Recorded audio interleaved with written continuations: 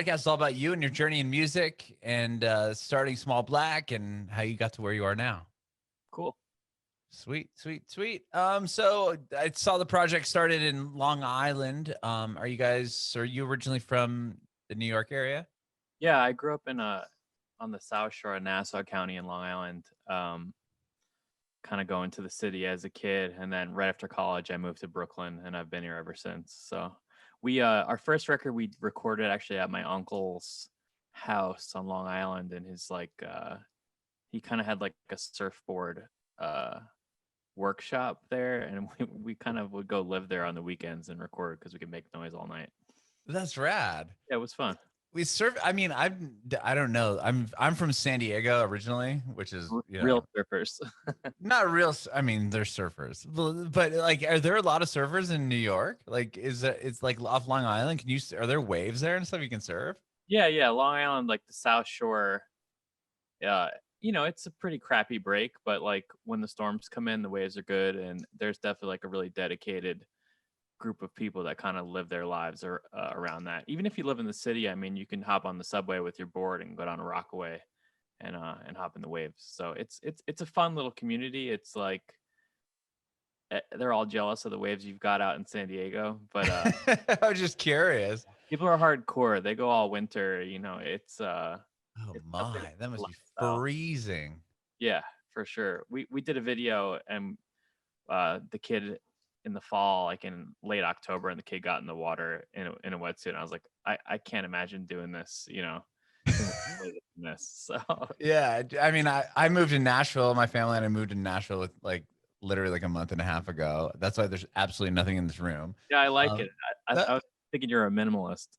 That's what people say. I interviewed somebody a few hours ago that said they thought it was a virtual background. They're like, is that a virtual background? I'm like, no, I just have nothing in here because we just moved. Kind of psychedelic in its emptiness. I like it. Sure. Oh, well, thank you. But yeah, it's like I grew up in, San Diego with surfing and stuff, but I'd have friends that would get up at like 5 a.m. and like go surf before school and stuff. And I'm like, first of all, it's freezing out there, but I can't even imagine getting up and going surfing in, New York when it's winter time and like absolutely freezing. Yeah, I think when you're into it, you're into it. There's no other option. The Dawn Patrol's out, and Sure. And the best waves are at 6 a.m. So yeah, exactly. A lot of, I think great passions are they're followed in the early morning. Like even shooting movies, like, half the time those shoots start at 6 a.m. I think as a musician, we're the exact opposite, like it's like all overnighters, all-nighters. Nothing happens until 1 p.m. at the earliest, Right. Yeah, a lot of the best songs come at like, 2 a.m. after some 10-hour session. So yeah, Sure. it's funny. I read a book a couple years ago called Daily Rituals, which is just interviews with like 100 artists about their process and how they work. Mm-hmm. And it's really fascinating, just like how people schedule their days. But I did find a lot of people, especially writers, they love to like put in 4 hours of work before anyone's up, like work from I've heard that a lot. People get up and just like write right when they get up, just anything that's on their mind, just start writing it out. You know what, it kind of takes the pressure off of it kind of looming over you the rest of the day. Like once you start putting it off and it starts to become something that's looming, I think it's like maybe a little bit harder to get started and to feel good about it. But I don't know. I'd like to get into that pattern, but I don't see it happening anymore. Yeah, right. Well, so that first record you recorded in your uncle's little beach house. How did you get into music originally? I've been playing in bands since I was about, I don't know, 10 years old. Wow. I had a bunch of dumb Casio keyboards, and then I bought like a crappy Stratocaster. And yeah, I played in bands. A Squire or a better one? Squire for sure. You got to have the Squire first. I kind of hated playing guitar when I first got it because I hated the Squire, and then I bought an acoustic. I was like, oh, this is actually fun, and like I can Okay. make a sound with this. And then I think once I bought a better electric guitar, then I finally enjoyed it. But it wasn't until I got an acoustic that I actually really liked playing. That's interesting. You just like this. Was it because were you playing out of an amp or no? Or was it just like Yeah, I think the a lot of times I wasn't non? allowed to play out of an amp because of making noise in the house, Mhm. and it just was a bad guitar. It just was a super high action, and like I didn't really understand that it was bad at the time. It just was really hard to play, and it made me, I don't know. Frustrated. Yeah, I think I got a nylon string acoustic, and I was like, oh, this is easy, and I think I really learned to play on one of those. So, How old were you when you got the guitar? um, I got the Fender in like 7th grade, and then I probably got the acoustic in like 9th or 10th grade. Okay. And prior to that, you said you're in bands at like 10 years old. Like, was Just you talked about Casio keyboards, but like, yeah, just like was some. piano the first instrument? Uh, I guess so. I mean, I wouldn't say I'm a great piano player. I did take lessons and do that whole thing. It was more like, I don't know. I was really into like sampling, like the Casio Okay. sampling keyboards, which were kind of like in the end the basis of Small Black was like kind of revisiting those because they're really exciting. And I had a little crappy drum machine, and that was kind of the band with like two of my friends. I mean, we couldn't really play at all, but we would just kind of yell into my tape machine. It's about how we didn't like our teachers, pretty much. So, Nice, nice. And then, so uh, and from those early bands, like when did you roll out into Small Black? Like, I mean, that must have been quite a few years later. But tell me kind yeah, of about your music a couple years progression. after college, I've been playing with Ryan and Small Black. Like right after college, we linked up. We had like more of a Neil Youngy sort of like, more jammy rock band project. And Mhm. then we just couldn't really find a drummer that was any good. So we just decided we were going to get a drum machine Oh, again. there you go. So that's Make it's sure it's perfect every time. hard to rely on so many people. So I think with just the two of us, we kind of made the initial Small Black recordings. And then we were lucky enough to link up with the other two guys, Juan and Jeff, and actually have a drummer that's good. So it kind of changed our expectations of what the music could be when you had someone Sure. to really hold it down. Okay. Okay. With Small Blacks with that first EP, tell me about like how did you meet the rest of the band? What you said after college, like Well, um I know Ryan's high school band was really successful on Long Island. okay. Uh, he was like kind of caught in like the Taking Back Sunday like Oh brand. yeah. I mean that's a huge scene out of Long Island. Their Brand new and their all those their band emo-ish kind of bands. stole from Ryan's band, to be honest. Like I'm in a sorry? like those bands kind of ripped off Ryan's band. What was his band called if you don't mind me asking? Silent Majority. What were Uh, they called? Silent Majority. Okay. I I have to mean look that them up. in a nice way, like, but his band was kind of doing that stuff maybe like a couple years before they were. So I saw Ryan's band play a lot in high school, and I just thought he's just an amazing guitar player. And one day I just got his phone number from a friend and just called him up. Oh, And okay. I heard he wasn't in a band anymore. And I don't know, we just talked about like My Bloody Valentine for hours, and then we've pretty much been playing music together ever since. So Wow. Okay. And then you recruited the rest of the band. the other two guys are best friends from college, and we actually got hooked up with them just from working like recording in the studio. They were also recording there too, and we kind of just became friendly with them. They did some overdubs with us on stuff, and um yeah, it just kind of gone from there. Formed from there. Was that first EP just you and Ryan? Yeah. Oh, okay. And then you put the band together after that Yeah. record came out. Yeah.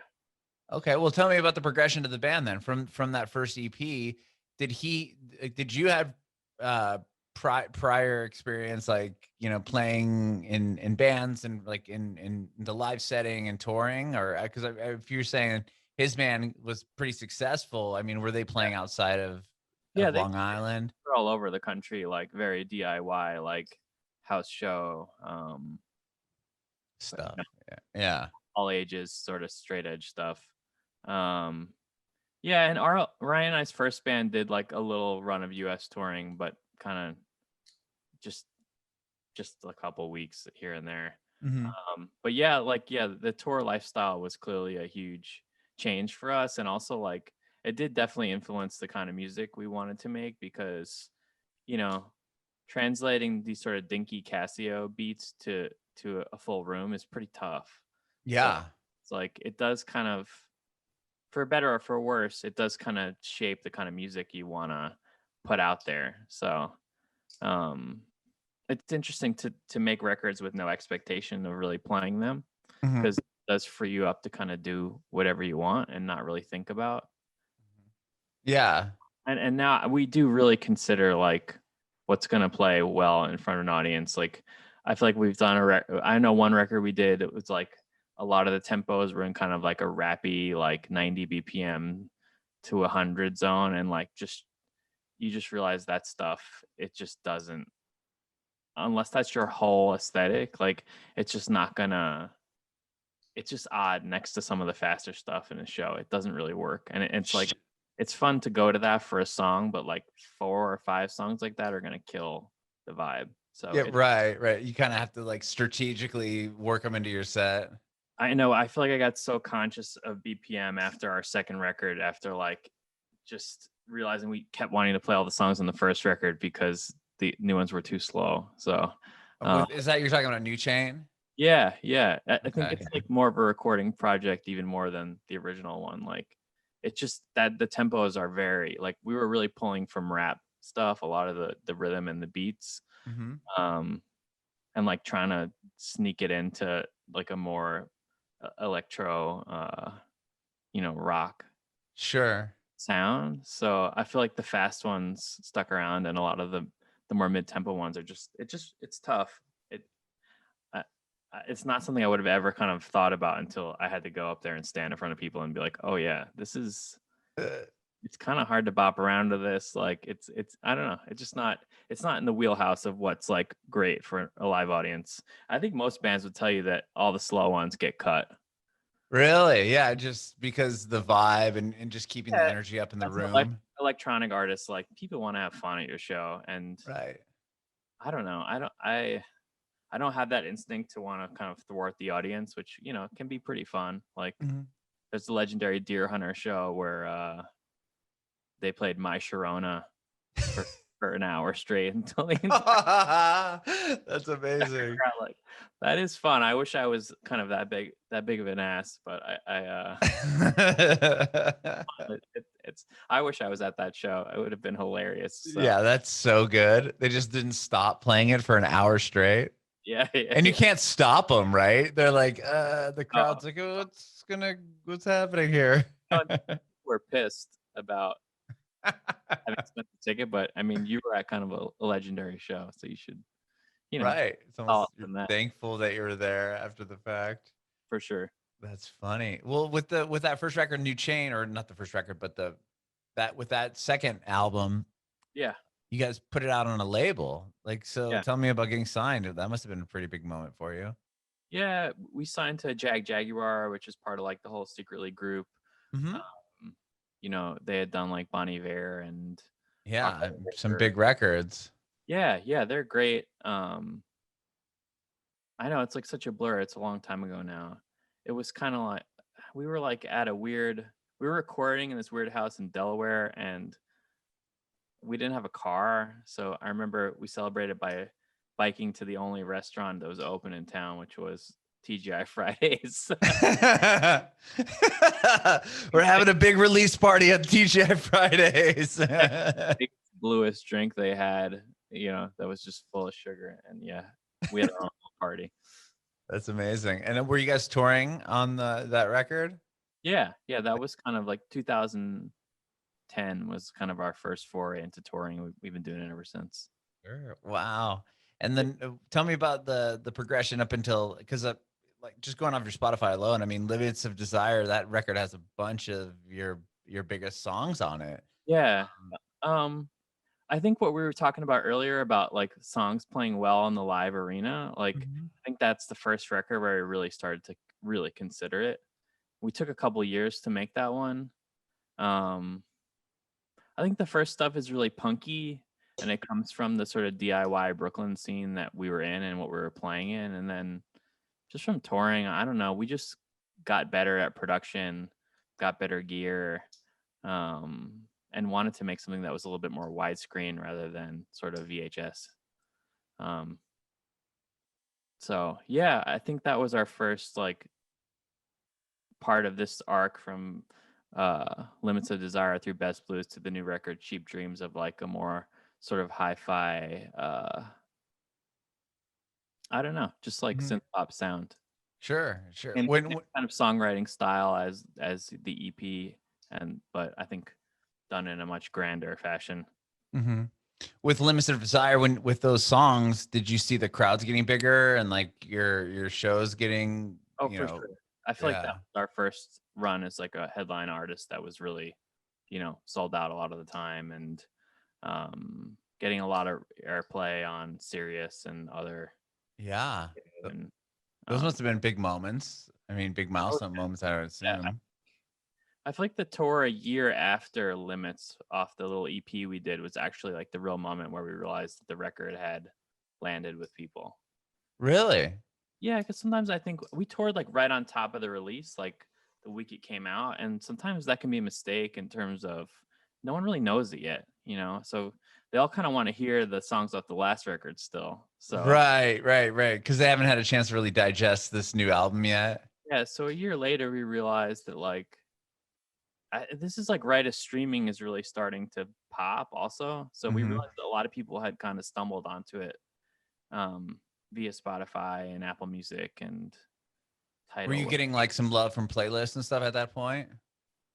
Not really? Or people just finding it? Most of our success on streaming is just kind of through the I think people just finding it on their own. We haven't really had like that monster moment where you just get like 1 million plays off something. Most of them is from like just 1 million plays because you guys are rad. Or 14 million or 12, 13 million, whatever. Through the credibility of Jagjaguwar, and I really think I think the Sirius XMU station, I feel like they have been our big champions and supporters on this record as well. I feel like they've really opened up people's ears to our band. So yeah, I love that station. Actually, guy we used to work with I think he's still the PD there, Chris Muckley. He's just a great guy and for sure huge supporter of rad bands, and he knows how to find these bands. I remember he came in one time. I was working for a radio station at the time, and he came into like he was working there too, but he was kind of more on the serious end at this time. And he came in with Glass Animals like before anybody had touched the band, and he was playing Gooey. And he's like, this is good. This band's gonna be huge. This band's gonna be huge. And like now they're on like top 40 radio, which just blows my mind. For sure. So that's rad that they support. I'm just wanted that is I think that's rad that Sirius is really pushing, especially really Sirius XMU. That's amazing. Cool. They've just been they gave our stuff a chance, so that's all we can really ask for. Yeah, that's great. Well, when you put out Real People, that was the EP you're talking about. The tour got pretty big. Do you think that's a rad record, but was it because people were now more familiar with that previous album? Yeah, I think so. I mean, that we toured like right on top of that release. So people, they knew like the single, but they didn't really know the whole thing. So it was really kind of like, you're just kind of going back to those same markets and more people have found out about it. So. And so it had been a few years between Cheap Dreams, your new record, and the previous EP that you had Best Blues after that, right? That was about 5. Yeah. So talk to me about Best Blues. What would you say like the milestone moment is with that record? Track Boy's Life is like one of our best, and was really kind of propelled that record along. The record is like a bit more jammy and loose in terms of the song structures and arrangements. But of course, people kind of went for the really dancey, like straightforward tracks. So, I feel like we got to follow what we're into, but people kind of tell us what they want. So you gotta indulge yourself, and then hopefully something lands. Right, right, right. And then at that point, you had already had prior, large success with the other two, Yeah, EP, or the EP and the record prior that really kind of yeah. jumped it. Were you playing bigger when Best Blues came out? Were the shows were you even extending like those shows to even a bigger level at that point? I think we're kind of at the same level. We've got like the heads that are into Small Black, and like, yeah, Yeah. it's a good spot. We show up in cities and people come out, so it's like, That's all you can ask for, right? That's awesome. Well, and then so talk to me about the past. Like, was there like there's a 5-year gap here? What was going on with the band? Or, like, I I'm know just it's curious. like the question I keep getting asked. Sorry No, no, to be repetitive. not at all. I didn't mean it like that. I don't really know. I mean, coronavirus kind of, is like 1 year chalked off Sure. there. Like, Yeah, at we kind of least. had this record done, like, definitely at this time last year. It was like we were just polishing it and kind of sitting on it. So the songs were all written and pretty much ready to go. End of 2019. Yeah, I mean, we had most of it in the can in August 2019, and then we ended up kind of ditching 2 and then writing 1 more. But Okay. yeah, I don't know. We just got busy, Our Uh-huh. drummer had a couple babies. Life Um, happened. yeah, we just got busy, and like, honestly, we were just like, why does the world need another Small Black record? We've made a bunch of stuff. I think there's a level of quality we wanted for it, Mhm. so it just took a lot of. I mean, there's 11 songs on the record. We probably wrote like 30 or 40. So Wow. it's just kind of trying to find the stuff that's actually good and not flooding. It's antithetical towards, how you probably should put out music right now, which is just throw as many darts as possible. If you're trying to succeed, that's what's rewarded by the algorithm and by uh, DSPs. But it's kind of like, I don't know. I really like a band that's got a really tight discography without any duds. Mhm. Like, Sure. for posterity, it's really nice to like look at that album page and be like, oh, there's like these 4 Like really full. records that don't Right. have no duds, and I don't No know. album cuts as they call them. Yeah, yeah, for sure. So But I mean, to not play the game, which I really respect about you guys, is you didn't play the game where it's like, all right, we're going to release a single every few months, and then you know, and that because once you said streaming hit, 2015, 2016, it's really blowing up. You could have essentially just been like, we're going to put out one song. We're going to put out one song, because that's kind of what bands are doing, or trying to strategically play it that way, yeah, because the people don't feel like, sometimes artists don't feel like their fan base or people are going to really digest the full record. But you're catering to the opposite. Like, you appreciate bands that are doing that. yeah, we're probably dumb, but No. I mean, I don't know. I think we got in our heads a lot, like this track, The Bridge. Like, we probably had that song done, and definitely was ready to mix it in like the beginning of 2018. So it's like, Wow. we could have put that out, but I don't know. Once you like get in the album game, like, you kind of just want to come with Full a record.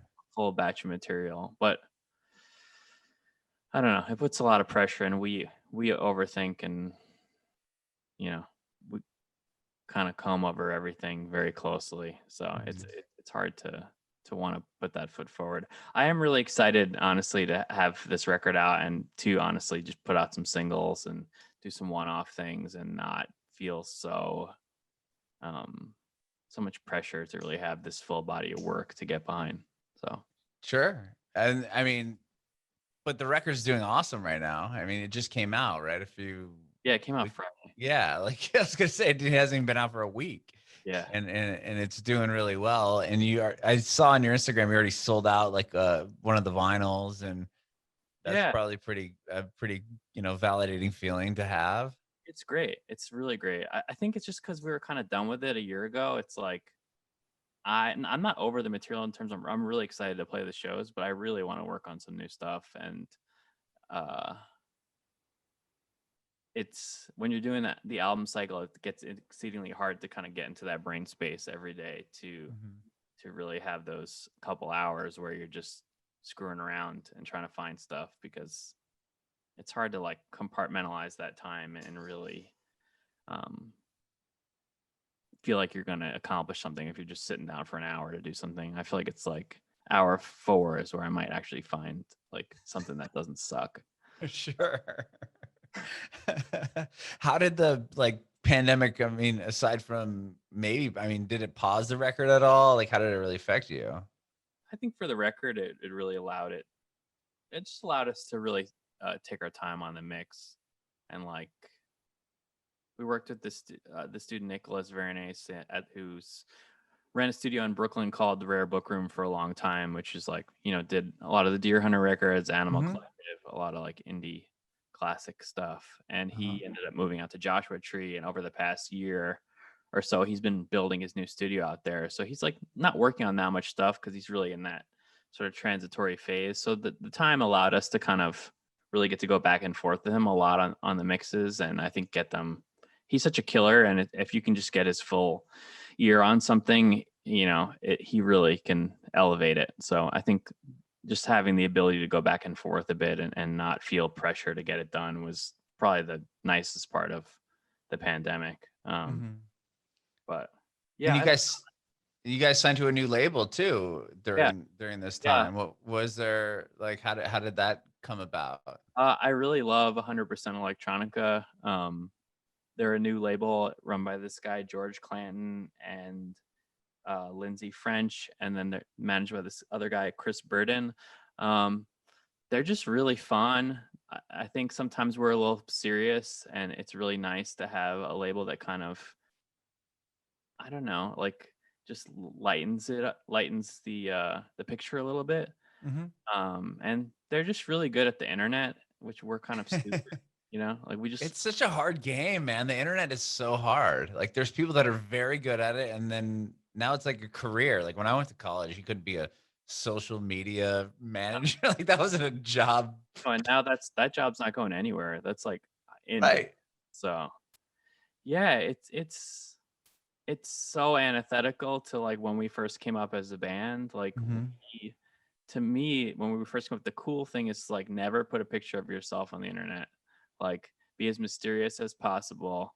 Kind of let press kind of make you, you know, this figure that's cool. And that you can't do that anymore. Like that No. you're gonna have to be the coolest person by a million, and then you're gonna have to have someone you're paying who's probably telling everybody else you're that cool. How cool you are. It's really hard to do that. Like I don't know what Burial would do in you know, before he put his face on the internet. And or Maynard, you know. yeah, for sure. It's like Wow, good reference. Yeah, it's really hard to do that. Now it's really about just putting yourself out there to the maximum at all times on all these different platforms. And I don't know, it's hard. It's not in my instinct, you know. So sure. I think the label really helps to like force us to do some of that stuff in a way that's fun and I don't hate. So Kind of push you out of your comfort zone a little bit. yeah, it's fun. It's like a very tight community, and like they have a weekly show on Thursdays that's like a stream with all the artists come on, and it's really fun. It's just kind of making your own engine to kind of promote your own artists, and also to like engage with other artists that aren't on the label. So it's really fun, and I just love the energy. It reminds me of like the Brooklyn DIY, doing it yourself, like staying hungry, and I don't know, just cutting out the middleman, and just really having your own world that you present your music in. Sure. And so you guys obviously have had a chance to do some of those streams with them. Yeah, for sure. How is that? Do you guys play like a show, or is it more like an interview type thing, or? Well, They basically the whole show is in VR. It's in Oh 3D wow, on that's a headset. And so basically you record the performance in advance because you can't really do it. The right. technology is just not there. Not there. Yeah, And there's always that I bring this up. I've brought it up quite a bit on this podcast, but like that early on when everyone was doing the live videos or the live videos of yeah, them in the corners, and that band Pup, that punk band Pup did it. Have you seen that video they did? I haven't. It's like them basically saying, "Look, all this is fake because this is what it really sounds like," and then they played a song, and it's just like this obscene like looping sounds of noise and just how the latency would it just kills it, and it was just really funny. Totally. Yeah, I feel like I don't blame anybody for not doing it totally live. It seems there's just too many variables with Mhm. like a show is enough variables. Like filming it, recording the audio, and then the latency factor and it going live. Like just make it sound. I just want to see a band sound good. Sure, I don't know exactly. how you do it, Right. So you So guys will put together a little like pre-roll thing and then go on the show and then they play that. Like tell me a little bit about the live yeah, like streams. it's yeah, like we've done a couple DJ sets and then yeah, you do a live performance and then it's just kind of put up you record in front of a green screen and Oh, then cool. you get put on their little spaceship where the show is hosted. So That's yeah, we rad. usually call in before so there's like a live element of it. But it's fun. It's like it's a good time and it's a good little showcase of the music that we do. Mhm. Is that the only chance I'm sure that you've had to play like live, so to speak, with these new songs? We did like a full show that we pre-recorded that we're gonna do something with in like the next couple weeks. Mm-hmm. Honestly, that was the first time we played the four of us together. You know, yeah, in over a year. So Wow. it was really nice. I really missed it. Yeah. I'm sure that the energy even between the four of you, if it was just I don't know where you shot it, but I'm sure it wasn't in front of a big audience of people. It must have still felt pretty Yeah, incredible. it was great. This like to get back and have that first song like happening was really really I don't know, it was really beautiful. I can't wait to do it every night for a while. Yeah. I mean, is that the plan with the new record just to hit the road once this all clears Yeah, up a yeah, bit? we've got touring stuff bubbling. We'll see kind of what the vaccine and venues are able to do later in the year, but I really hope that we'll be able to get out there. Yeah, there's a light I'm seeing, especially since they're putting up big, I mean, outside lands in San Francisco or Bonnaroo and like some of these shows, and I think Riot Fest announced that they're doing it. So Yeah. there's stuff happening, and if they're willing to get masks, I mean, unless they're I don't know how how they're going to regulate the amount of people that are going there, but I mean that's like probably close to 100,000 people in at these festivals. So Yeah, I think all the outdoor stuff will clearly be a go. I think the indoor stuff is could be, a you little know, more, just vary state to state based on regulations. So, sure. um, I don't know. I can't wait till I don't have to think about this stuff anymore. Hopefully by the 2022 or whatever. Who Yeah, knows? I've got my vaccine. I'm feeling very brazen already. So, I'm really looking forward to everyone else having it. So, Yeah, I got to get the second shot. I'm only one dose in, nice. but Yeah, but you're getting there. You're almost there. yeah, I'm in the in between period where you have to wait. So right on, man. Well, thank you so much for taking time, dude, to chat with me. Of course. Yeah, thanks for having me. Yeah, I have one more question before I let you go. I want to know, do you have any advice for aspiring artists? Man, I feel like whatever advice I had when we first started is like just throw it in the trash. It's totally different. I mean, just make stuff that you can get behind and that you feel proud to stand in front of somebody and play or sing um and hold on to your rights. Don't give your rights away to your songs. I think it's a lot of young musicians kind of sign deals that are bad. So I think just hold on to your stuff for posterity, because if you can build a catalog of music that's really good, it can, with streaming, it could pay you for a long time. So I think I think if you're coming up, just make sure that you're getting those masters back and you're holding on to your stuff for posterity, because it is your life's work, and it should be something that can kind of support you for forever if it's good.